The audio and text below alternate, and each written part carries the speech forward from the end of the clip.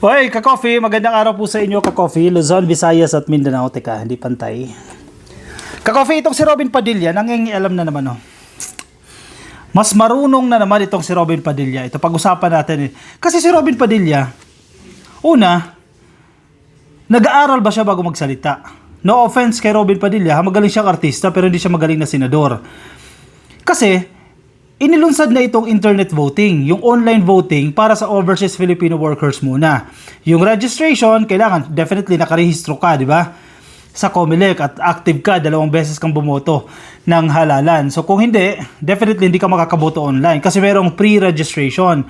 Once na registered voter ka, may pre-registration na magaganap doon sa embahada o sa konsulado na iyong pinagtatrabahuan. Kasi para sa mga overseas workers muna ito eh.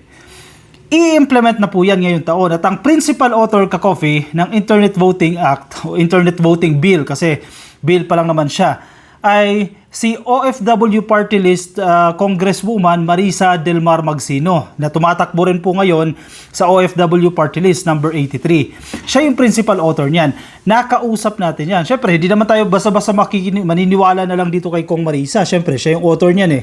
Definitely, magiging favorable sa kanya yung mga sasabihin niya. Pero chinek natin mismo sa COMELEC. Bakit kinakailangan natin ipatupad itong internet voting? At maganda yung mga sagot. Sasabihin ko sa inyo yung mga sagot. At itong si Robin Padilla, hindi mo maintindihan kung saan humuhugot ng lakas ng loob na punahin itong programa na to dahil lang may mga nakausap siyang mga OFW daw. Ang tanong, sir, yung mga nakausap mong OFW, and I assume dyan niya sa The Hague kasi galing siya sa The Hague, ilang linggo po siya dyan sa The Hague. So yung mga nakausap niya, mga taga The Hague. Ibig sabihin ba niyan, sir, yung mga nakausap mo ay yun din ang sentimiento ng maraming OFW o ng lahat ng OFW sa buong mundo? Yan ba ang ibig sabihin yan? Kasi gusto ni Robin Padilla itigil itong online voting. Anong gusto mo? Bumalik na naman tayo doon sa lumang sistema. Pasensya na sa iba kong followers, nagbabasa rin ako ng mga komento. Marami tayong mga OFW, ayaw pa sa online voting. Pero we have to consider, ka-coffee, hindi lang yung sarili natin. I-consider din natin yung ibang OFW na malalayo yung kanilang lugar. Na magastos para pumunta ng embahada para bumoto. Yung iba, hindi sila pinapayagan ng kanilang amo na lumabas. Yan yung ine-explain sa atin ni Congresswoman Magsino ng OFW Party List. Nung kinakausap natin siya, na-interview natin siya dyan sa Batangas. Maraming concern ang mga OFW, kaya hindi sila nakakaboto. Alam mo ang nangyayari? Mababa yung turnout ng boto. Di ba ang gusto natin participation ng lahat ng mga botante, bumoto. Kaya nga ang sinisigaw ng COMELEC i-encourage natin silang lahat bumoto. Pero papaano yung mga OFW na walang access? Paano yung mga OFW na napakalayo ng bahay, pinagtatrabahuan nila, yung mga seaman na hindi makababa dahil nasa laot sila, nasa karagatan sila, paano sila? Paano sila mabibigyan ng access? So ginawa na nga ng solusyon yan eh. Ang principal author ng Internet Voting Act dyan sa House of Representatives ay itong OFW Party List na si Congressman Magsino. Kaya ginawa niyan. Yan ang pinaka-purpose ng mga mambabatas natin. Kaya kung boboto kayo ng mambabatas, make sure na yung magtatrabaho. Aalagaan at alam yung welfare ng kanilang kinakatawan. Itong si Robin Padilla, hindi ko ito maintindihan. Basahin natin. Robin to COMELEC, heed calls of OFWs against online voting. Pakinggan daw po ng COMELEC itong panawagan ng mga OFW. Yes, pwede naman pakinggan yan. Pero hindi ibig sabihin na sinabi ni Robin Padilla, yun ay susundin. Kasi yung gusto ng mga OFW na nakausap ni Robin Padilla, itigil yung online voting. Sir, hindi pwedeng ganun. Sa pag-i-implement ng programa, hindi porket may nagsabi na 1, 2, 3, 4, 5 o 100, itigil mo na yung programa. Paano kung magbe-benefit dyan? 1,000, 2,000, 1,000,000? Yun yung tinatawag natin, kailangan ng common good. Merong isang programa may not be favorable on your end or on your side, pero favorable sa nakararami. Saan ka? Saan ka pupunta? Doon sa favorable sa 2 tao o favorable sa 2,000,000? Yan yung mga desisyon na kinakailangan gawin ng mga opisyal ng gobyerno, ng mga mambabatas, ng mga leader natin. Kaya nga kinakailangan mo talaga ng experience eh. Hindi pwedeng sikat ka lang, hindi pwedeng artista ka lang at uupo ka dyan. Dahil yung mga decision making mo, Walang pinaghuhugutan. Kapag nagdesisyon ka, may batayan ka. Itong batayan ni Robin Padilla, mga nakausap niyang OFW, first, documented ba yan? I mean, galing ba yan sa pag-aaral? Galing ba sa research yan? Kasi hindi pwedeng a-attend ka sa debate, may nakausap akong OFW. Hindi naman sa kina-question natin, hindi naman sa sinasabi natin sinungaling si Robin Padilla, pero sapat ba yung mga nakausap mong OFW para itigil yung programa? Oh. May scientific method ka bang ginamit dyan? Kasi kinakailangan yan. Batas yung ginagawa ninyo. Kapakanan ng buong bansa, hindi lang kapakanan ng mga OFW dyan sa The Hague o mga nakausap ni Robin Padilla. Dito humihina si Robin Kasi yung mga decision Senator Robin Padilla has urged the Commission on Elections not to implement the online voting for overseas Filipino workers or OFW. Ganun na lang kadali yun. Ipumasa na nga yan dyan sa House of Representatives. Ibig sabihin, yung mga hearing na naganap dyan, committee hearings, plenary, baliwala na lang yan. Dahil sabi ni Robin Padilla, itigil yung implementasyon ng online voting. Aba, matindi ka naman dyan, Robin. Ang puso ng OFW, medyo alanganin sila sa online, sabi ng lawmaker. Medyo alanganin. Yun ang sinasabi natin Na-document nyo ba yan?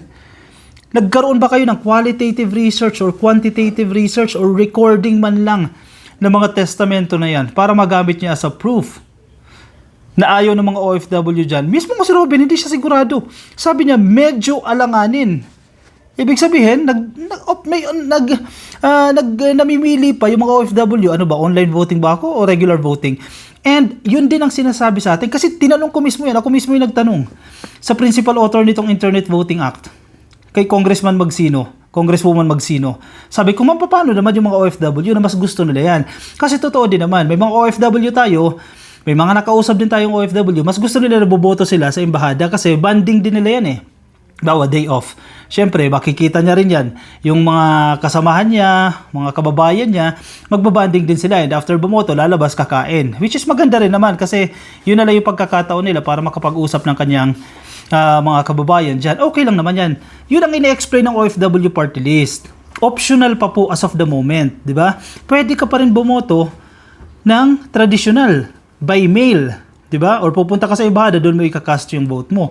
Pero yung mga pre-registered, ibig sabihin, registered voters na sila, pero nagpunta pa sila sa embahada nila, pre-registered na sila for online voting.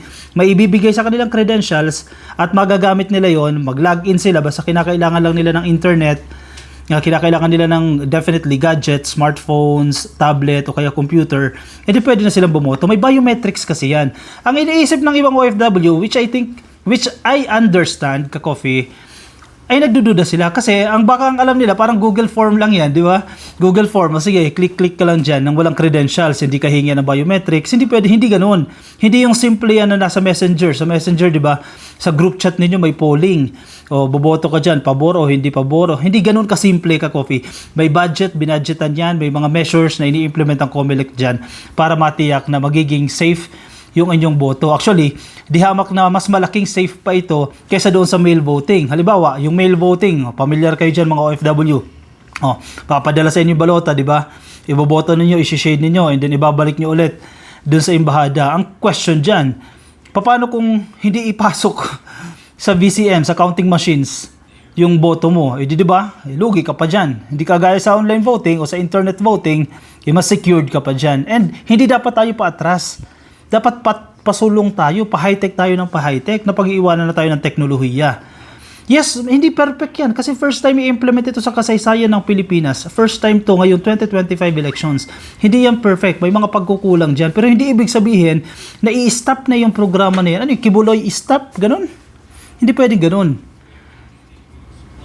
Hindi pwedeng i-stop. Pwede siguro, amiyandahan nyo, ano yung mga pagkukulang, ano yung mga mali, ano yung dapat natin i-adjust para ma-perfect natin yan in the coming elections. Di ba? Ganon, hindi agad stop, Robin Padilla, hindi agad stop.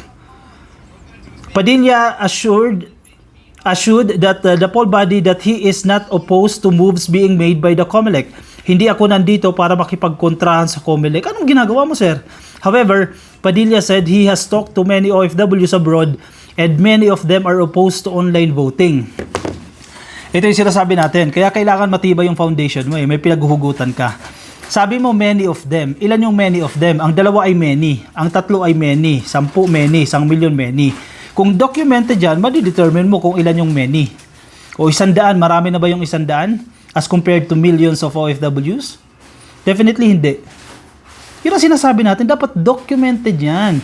Dapat nag-aaral ka rin para matalino yung mga decision mo Senador siya dapat alam niya yung mga ganyan basic yan. Kung sino man, may mga staff man yan, may chief executive, kung sino man po, legislative officers siya, dapat aralin ninyo para yung mga desisyon hindi nakakatawa. Hindi raw siya oppose, pero gusto niya ipatigil. Ano ba talaga? Hindi siya oppose, pero ipatigil dahil sabi ng mga OFW na nakausap niya.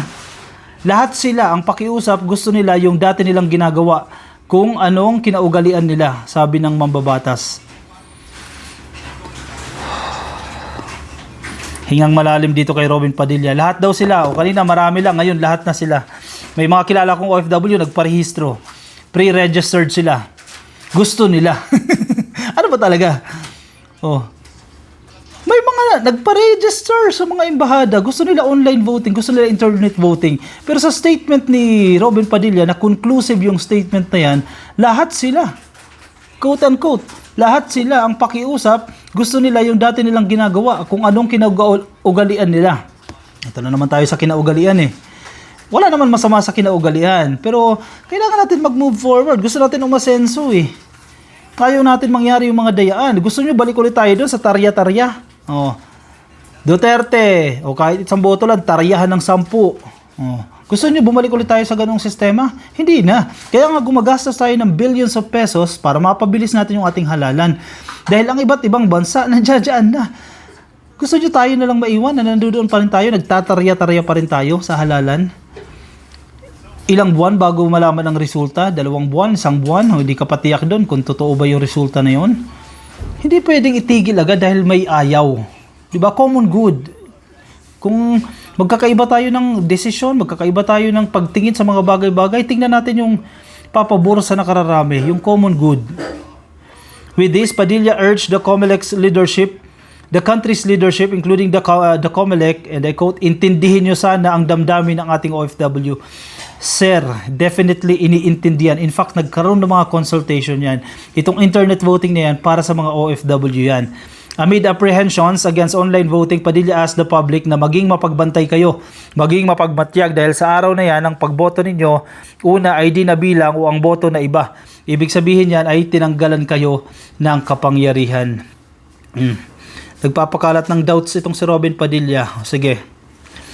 Dito tayo ka-coffee sa galing mismo to sa COMELEC kasi in-explain na sa atin yan malinaw na malinaw, in-explain sa atin yan ni Congresswoman Marisa Del Mar Magsino ng OFW Party List. Kaya iboboto ko tong OFW Party List kasi nagtatrabaho number 83. Ayan, nakapangampanya pa ako sa inyo in-explain niya sa atin ka-coffee, in-interview. Dalawa kami nag-interview plus si Congresswoman Magsino, si Vince Ward, ako at si Kong Magsino. In-explain niya sa amin yan in details paano mag-work itong internet voting. Kasi alam na alam niya, siya yung principal author nitong batas na to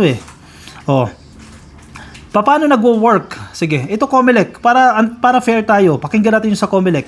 How does internet voting work? Voters receive credentials to access the internet voting platforms after successfully voting pre-voting enrollment. After successful voting pre-voting enrollment, after verifying their identity, voters can view the ballot, cast their vote, and submit it electronically. So, ito yung na-explain natin kanina, dapat active kang botante. Kapag active kang botante, ibig sabihin, nakaboto ka ng 2 elections, Punta ka sa inyong ibahada, ang problema, deadline naka-coffee today mismo, April 13 ang deadline, At may pre-voting enrollment. I-enroll mo muna and then saka ka bibigyan ng credentials. Parang link lang yan ka-coffee, bibigyan ka ng link, bibigyan ka ng mga datos para pag magka-cast ka na ng vote, magagamit mo yung mga credentials mo yan. Hindi basta-basta na binigyan ka ng link at boboto ka na, hindi ganoon kasimple. Is internet voting secure? Ito yung pinapangambahan, which I understand yung mga kababayan natin, mga OFW, medyo nagdududa rin. Kasi safe ba yan? Bago yan, okay lang yan ka-coffee. Sa communication theory, pinapaliwanag din yan na kapag may konseptong bago, either, nire-recall ko ka-coffee, diffusion of innovation, yan, natatandaan ko na, yan, diffusion of innovation. Once na may bagong programa, Dalawang option ng tao. Accept and reject. Mostly, dahil bago yung idea, matatakot ka. Ang gagawin mo, i-reject mo. Pero kapag bigyan mo ng impormasyon yung tao na yan, makukonvince siya, i-accept niya yung innovation. Kasi yan ay ang explanation sa isip ng tao. Pag may bagong innovation, may bagong programa, accept or reject. Dahil kulang ka sa impormasyon, i-reject mo. Pero pag binigyan ka ng impormasyon, i-accept mo yung innovation. So itong ginagawa natin, bigyan kayo ng impormasyon para ma-accept yung bagong programa. Secure ba yung internet yung internet voting na yan? Base sa COMELEC, internet voting is secure and free from tampering. Hindi matatamper yung inyong mga boto. Verification system in place that allows voters to verify whether their vote has been recorded correctly and remains unchanged. Diba? Kasi may mga cases din tayo dito sa Pilipinas, pinasok mo yung balota mo, paglabas, iba yung lumabas do sa resibo. Diba? Dito po, meron silang verification system na sinasabi na mabe-verify whether yung boto ay binoto ninyo ay na-record ng tama at hindi na bago. The system provides transparency and reassurance that votes have not been tampered with or lost. The system employs 3 layers of authentication to verify the identity of voters. This multi-factor authentication process helps prevent unauthorized access and ensure that only eligible voters can cast their votes. 3-layer ka-coffee yan. 3-layer of authentication. Medyo mahirap-hirap yung matamper yung boto na yan. Ano yung benepisyo nitong internet voting? The potential benefits include increased accessibility for voters. Ito yung sinasabi natin, kahit nasa barko ka, nasa bahay ka ng amo mo, makakaboto ka. Diba? Convenience, mabilis lang. Hindi ka na mamamasahe, hindi ka nagagastos. Saves time, reduce costs association with voting by mail or personal voting. Yung iba, by mail, magpapadala ka pa. Magkano ba yun sa courier? Unlike ito, mas mabilis na. And increase voter participation and their voter turnout. Marami mas makakaboto kasi nabibigyan sila ng access. Diba? Ang daming magagandang benepisyo na ito ka-coffee. At sinasabi din sa atin ni Kong Magsino ng OFW Party List, kung ikaw ay OFW, pre-registered ka, nagkataon na umuwi ka dito sa Pilipinas, pwede ka pa rin bumoto via internet kahit nandito ka na sa Pilipinas. Kasi pre-registered ka sa inyong embahada. Oy, maganda ito ka-coffee. Let's give this program a chance, ka-coffee. Once na maging batas na yan, ang registration naman, magpaparehistro ka para bumoto, magiging online na. Yan ang ina-explain sa atin ng OFW Party List. Once na maging batas na.